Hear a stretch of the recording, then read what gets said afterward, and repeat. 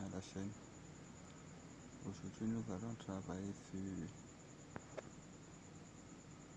d'autres notions, toujours d'analyse avec les élèves de terminale scientifique, ça veut dire D et C.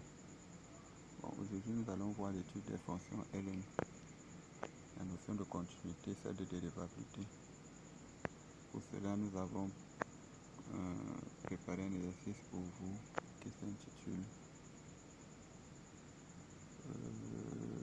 qui s'articule plutôt sur 3 questions. Classique, là, domaine de définition, continuité, dérivabilité, vraiment du classique, et étude de variation, puis tracé de la courbe. Bon, sauf quelques précisions déjà d'entrée de jeu pour les apprenants qui oublient déjà ou qui n'ont jamais su cela.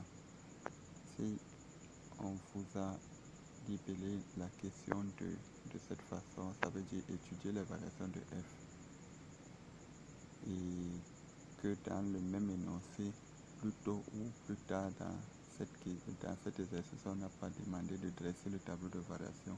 Il faut le faire directement à la question là, on demande d'étudier les variations. Donc, c'est important de le noter. Bon, maintenant, la fonction elle-même, elle est définie par intervalle. Fonction définie par intervalle, nous avons deux intervalles et un point dont on a précisé l'image, le point d'abscisse moins 1. On a précisé l'image x égale 1. Voilà, donc nous pouvons comme ça aller voir les questions. La première question, donner l'ensemble de définitions puis la continuité de f et la dérivabilité de f à moins 1. Étudier les variations de f à la deuxième question et à la troisième question. Construire la courbe f. Voilà. Bon, donc voilà ce qui va nous intéresser aujourd'hui.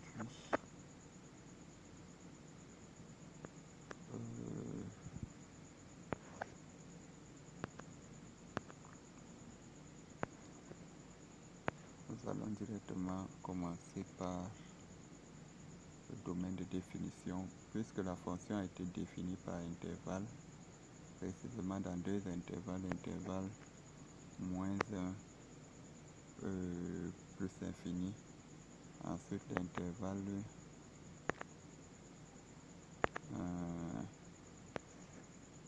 moins l'infini moins 1, plutôt plus haut là. Bon. Nous allons également faire l'étude du domaine de définition par intervalle, c'est très important. Et c'est même capital pour des fonctions qui sont définies de cette façon. Bon, déjà, ce qu'il y a lieu de faire, c'est à chaque fois de préciser l'intervalle dans lequel on est et préciser l'expression de la fonction et de voir dans quelle est la condition pour que cette expression-là soit définie. Sans oublier que la variable doit rester dans l'intervalle qu'on s'est fixé. Bon, clairement, prenons notre cas ici, nous sommes dans moins 1 plus infini. Lorsque x est dans cet intervalle, f de x vaut ln de valeur absolue de x carré moins 1. Bon, or, cette valeur-là, elle existe lorsque l'intérieur là est strictement positif. C'est ce que nous dit le cours. Et nous arrivons ici. Il nous faut la fonction existe dans cet intervalle lorsque cette valeur absolue là est strictement positive. Nous avons vu en seconde que la valeur absolue d'un nombre est strictement positive si ce nombre est non nul. Donc cela nous permet d'écrire ceci. Les deux lignes d'ailleurs, ça veut dire celle-là et celle qui est plus bas. Bon, l'une impliquant l'autre. une fois à ce niveau, nous voyons simplement que effectivement dans cet intervalle, f existe si x est dans ce sous-ensemble-ci de l'intervalle dans lequel nous nous trouvons. Pourquoi? Parce qu'il est question de retrancher moins 1 et 1 dans l'intervalle dans lequel nous sommes. N'oublions pas, nous sommes dans cet intervalle. Il faut enlever moins 1 dans cet intervalle et enlever 1 du même intervalle. Moins 1 est naturellement hors de cet intervalle. C'est 1 qu'il faut enlever. Et lorsqu'on enlève 1, on retrouve cet ensemble-ci. Voilà, donc f existe dans cet ensemble-là, lorsque x est ici. Ça, c'est la conclusion partielle. Maintenant, lorsque x est dans cet intervalle, lorsque x est là-dedans, f de x vaut x carré. Et dans ce cas, f de x est toujours défini parce qu'un polynôme est toujours défini sur tous les intervalles de R. Donc, dans l'intervalle moins infini 1, f est défini dans moins infini. Je veux dire, dans l'intervalle moins infini moins 1, f est défini dans moins infini moins 1. Donc, voilà la deuxième conclusion partielle. Et il nous reste à savoir si f de moins 1 est défini. Effectivement, f de moins 1 vaut 1, donc f est défini pour moins 1. Donc, à ce niveau ici, c'est f de moins 1. En saisissant, j'ai saisi moins, je veux dire, j'ai saisi f de 1, c'est f de moins 1. Bon, donc, voilà ce qu'il fallait faire. Et pour trouver dans l'ensemble de définitions au total, il faut faire la réunion des trois ensembles partiels qui ont été trouvés, l'union de l'ensemble-ci, union celui-ci, puis union du dernier ensemble, celui-ci plutôt. Donc je veux dire le singleton 1. Bon, lorsqu'on fait l'union des trois ensembles, on trouve ce résultat.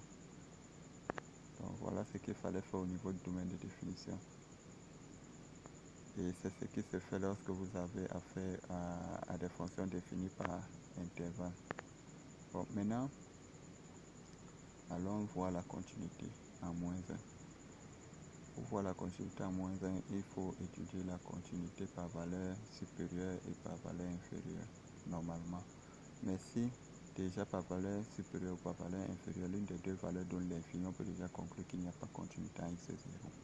Et c'est le cas ici. Nous voyons que la fonction f de x, sa limite lorsque x tend vers moins 1 par valeur supérieure donne moins l'infini. Mais pourquoi ça donne moins l'infini?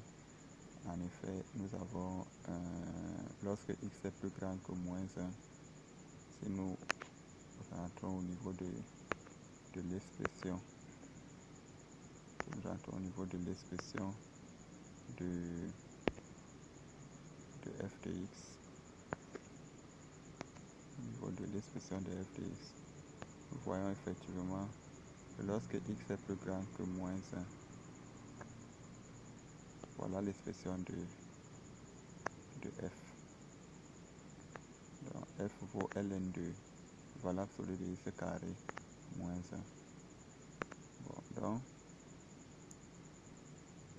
ce qui nous conduit donc à remplacer f de x par ln de valeur absolue de x carré moins 1. Et cette limite, elle nous donne moins l'infini. Pour quelle raison? Parce qu'effectivement, la valeur absolue va tendre vers 0, mais 0 plus forcément, puisque la valeur absolue est d'office positive. Donc 0, mais dans le sens positif. Ce qui fait que ln, lorsque x tend vers 0, en étant positif, on a moins l'infini, autant pour moi, on a moins l'infini là. Donc, étant donné donc que cette limite a donné l'infini, nous pouvons directement conclure que la fonction n'est pas continue à moins 1. Mais nous n'allons pas nous arrêter là, on va poursuivre en voyant la limite par valeur inférieure. La limite par valeur inférieure, elle nous donne une valeur finie qui est 1 et qui vaut aussi f de moins 1. Cela nous dit que effectivement f est continu mais à gauche de moins 1. parce que la limite à gauche de moins 1 a donné f de moins 1, donc f est continu à gauche de moins 1. C'est cette conclusion que nous avons tirée à ce niveau. Donc f n'est pas continu à moins 1, mais est continu à gauche de moins 1. Maintenant, s'agissant de la dérivabilité, lorsqu'il n'y a pas de continuité, il n'y a d'office pas de dérivabilité. Donc la raison pour laquelle nous pouvons directement affirmer ici que f est continu, n'étant pas continu à moins 1, f n'est pas dérivable à moins 1. Voilà. Mais f est dérivable à gauche de moins 1 si vous utilisez la limite du taux de variation à gauche de moins 1. Ces techniques ont été développées en premier. Vous allez effectivement trouver un nombre fini. Vous allez trouver un nombre fini de la dérivée à gauche de moins 1 et vous allez donc conclure que la fonction est dérivable à gauche de moins 1. Voilà ce qu'il fallait faire pour la première question. Maintenant, la deuxième question consistait à étudier les variations de f. Nous avons dit que nous devons étudier les variations de f en dressant directement le tableau de variation. Bon, pour cela, nous allons procéder par étapes. Premièrement, la dérivée, le signe de la dérivée. Voilà. La dérivée également va se gérer par intervalle. Nous sommes dans l'intervalle moins l'infini. Je vais dire moins 1 plus infini. Dans cet intervalle, voilà l'expression de f. F est donc vu dans cet intervalle comme composé de deux fonctions, celle-ci, mais celle-ci également. Bon, et qu'est-ce que nous avons? Nous avons une composée de fonctions. À quel moment une composée de fonctions est-elle dérivable? Composée de fonctions, si nous avons g rond f. G rond f est dérivable lorsque, dérivable sur i par exemple, lorsque f est dérivable sur i et que g est dérivable dans un ensemble contenant f de i. Voilà, et c'est le cas ici.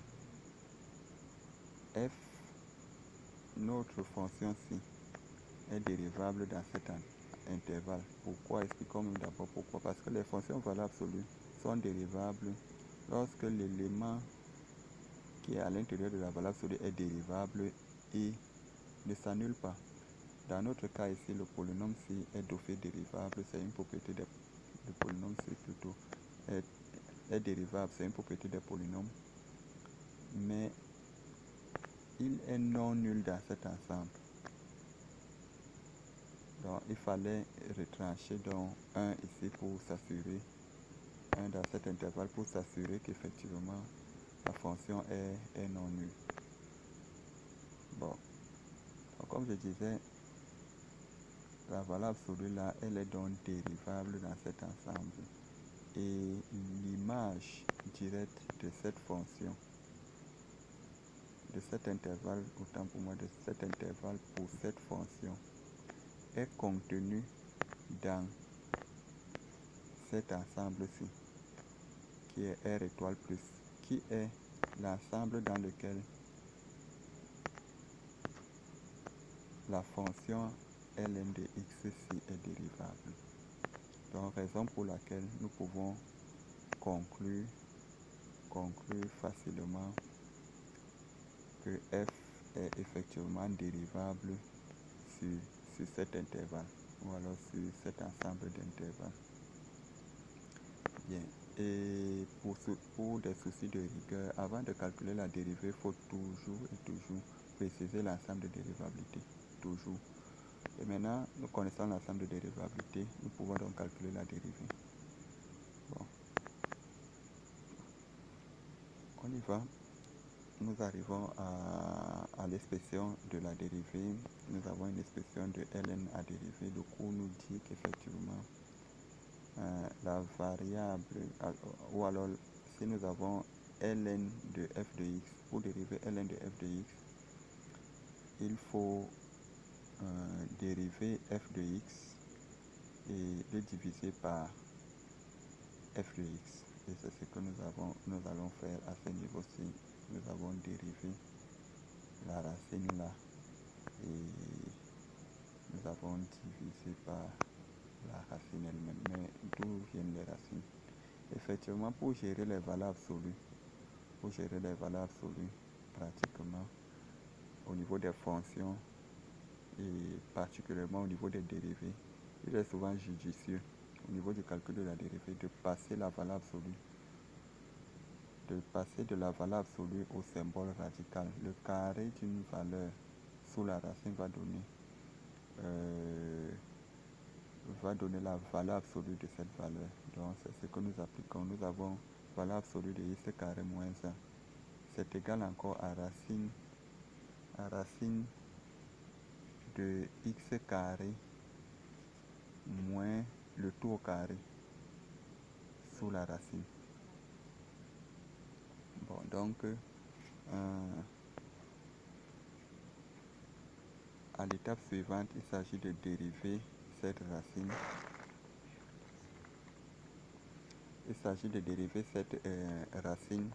Ensuite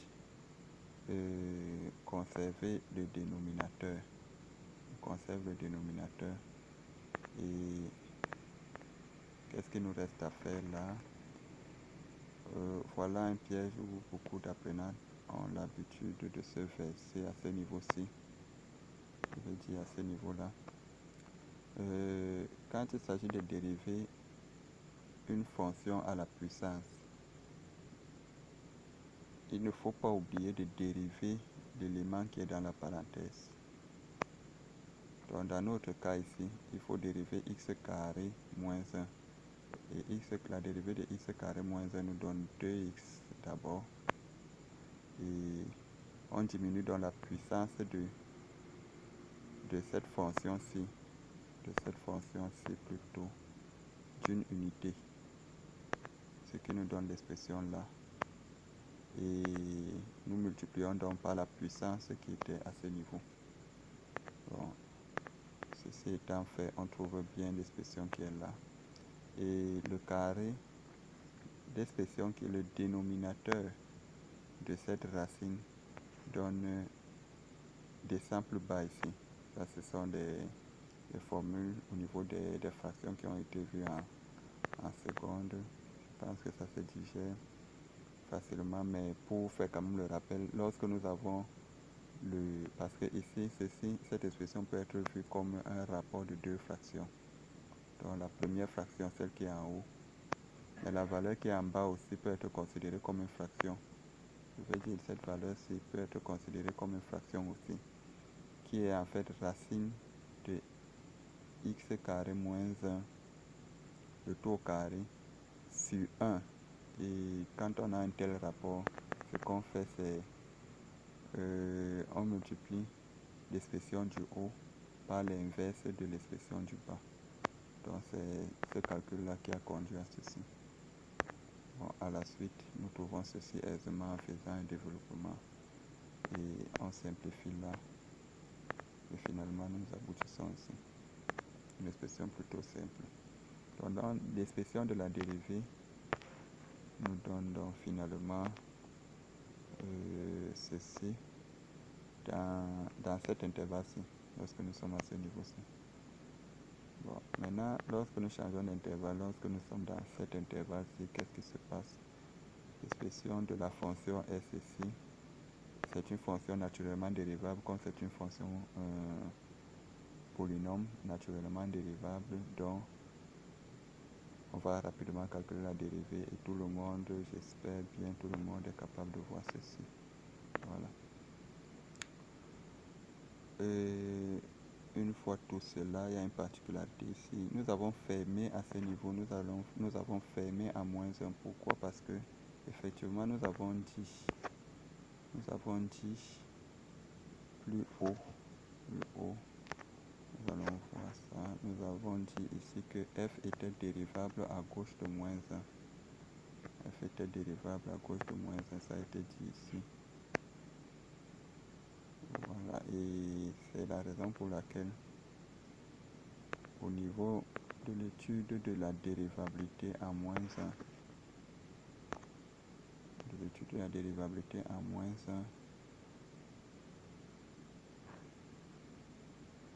ici, la dérivée plutôt, pas de dérivabilité, de la dérivée à moins 1, nous avons fermé au lieu d'ouvrir et nous avons dérivé l'expression s'il reste valable pour x égale moins 1. Effectivement, si vous calculez f' de moins 1, vous allez trouver la même valeur que celle que vous avez calculée lorsque vous avez calculé la limite du taux d'accroissement lorsque x tend vers moins 1, la valeur inférieure. Bon, donc, c'était une précision. Maintenant, le signe de la dérivée, pas grand-chose à dire à ce niveau-là. Dans cet intervalle, il faut juste se rappeler que l'expression de la fonction est donnée par la fraction ci, par cette fraction ci. Donc, cela va se faire donc à l'aide de ce tableau. Il faut donc procéder à l'aide d'un tableau, étudier le signe du numérateur avec celui du dénominateur. Et à la fin, vous allez lire les solutions. Je vais dire le signe de la dérivée sur la dernière ligne. Mais ce qu'il faut quand même rappeler ici, c'est que concernant l'intervalle moins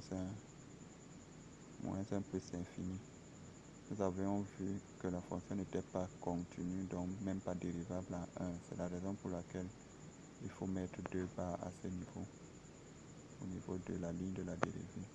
Et l'expression de la dérivée que nous utilisons n'est pas valable à moins 1. Et en plus, nous avons vu que la fonction n'était pas dérivable à droite de moins 1. Et nous sommes bien à droite de moins 1. Dans ce cas-ci, c'est pourquoi il y a les 2 barres à ce niveau-là. Bon, donc, une fois que tout ceci est dit, les conclusions suivront de soi. Conclusion partielle. Les 3 conclusions partielles là, elles sont évidentes. Maintenant, lorsque nous sommes dans cet intervalle, l'expression de la fonction est x carré et sa dérivée est donc ceci, c'est aussi évident et le signe est évident. Nous avons une fonction décroissante. Bon, donc, étant donné que nous devons dresser le tableau de variation, il serait donc nécessaire d'avoir les limites de la fonction. Déjà, la limite lorsque x tend vers moins l'infini, il faut se souvenir de l'expression de f de x lorsque x tend vers moins l'infini. Lorsque x tend vers moins l'infini, cela voudrait dire que x est dans l'intervalle moins l'infini, moins 1. Et dans cet intervalle, f de x devient x carré. Nous avons cette expression-ci. Et sa limite, on va nous donner ceci très facilement. Et lorsqu'on est la limite à 1 plutôt, lorsque x tend vers 1, bon, cette limite-là nous donne déjà l'expression de f va être ceci, et cette limite va nous donner moins l'infini. Ça a été dit, il a été dit pourquoi ça donne moins l'infini. Bon, donc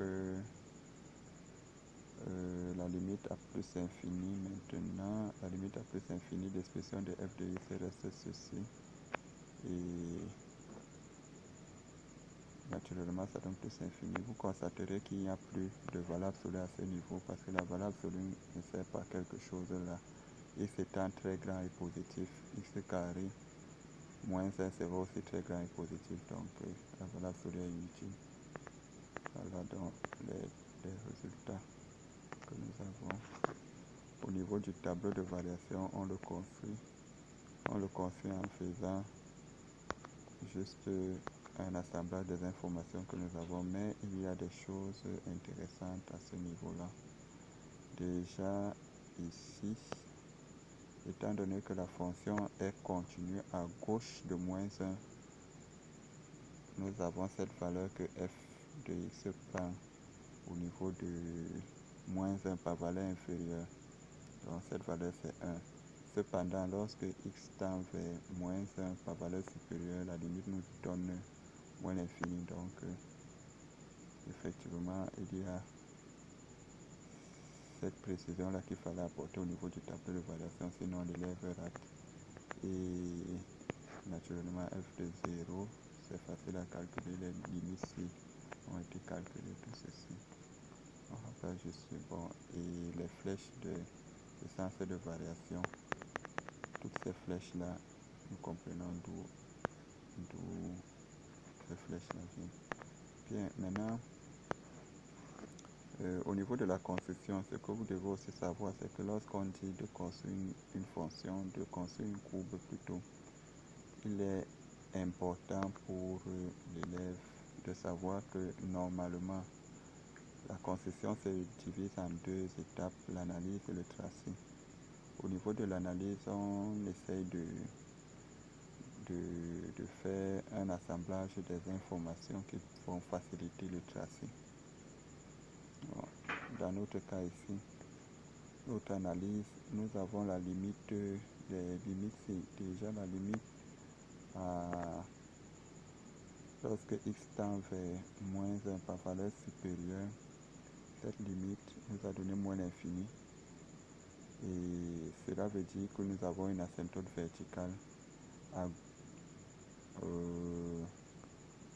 droite, effectivement à droite de moins 1. Nous avons une asymptote verticale à droite de moins 1. C'est ce qui a aussi expliqué,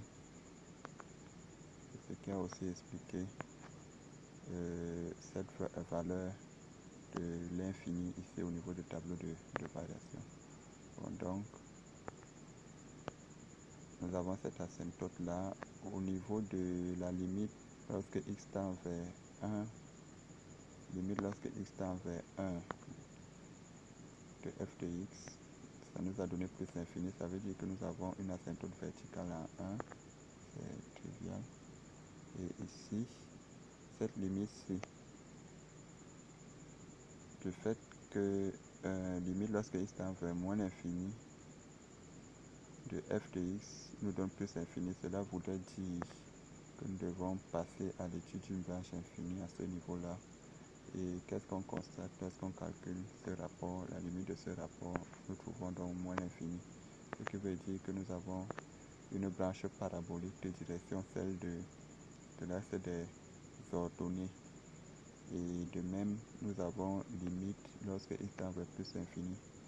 f de x nous donne plus l'infini, ça veut dire que nous avons encore une fois une étude de branche à faire. Et à la fin, nous trouvons cette expression-ci qui nous conduit à ceci.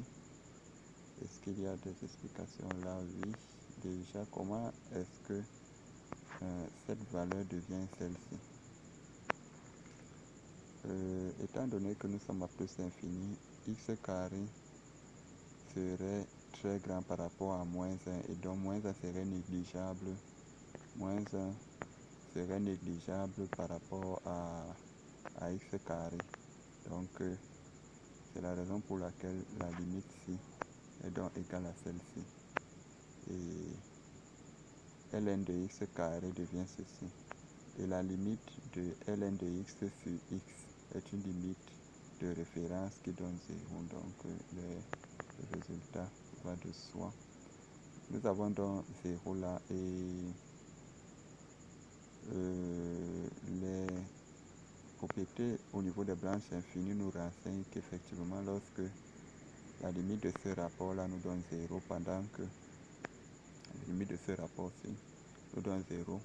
Si ça donne 0 et que nous avons ceci, cela voudrait dire qu'effectivement nous avons affaire à une branche parabolique de direction, celle de l'axe des abscisses. Voilà, maintenant le tracé de f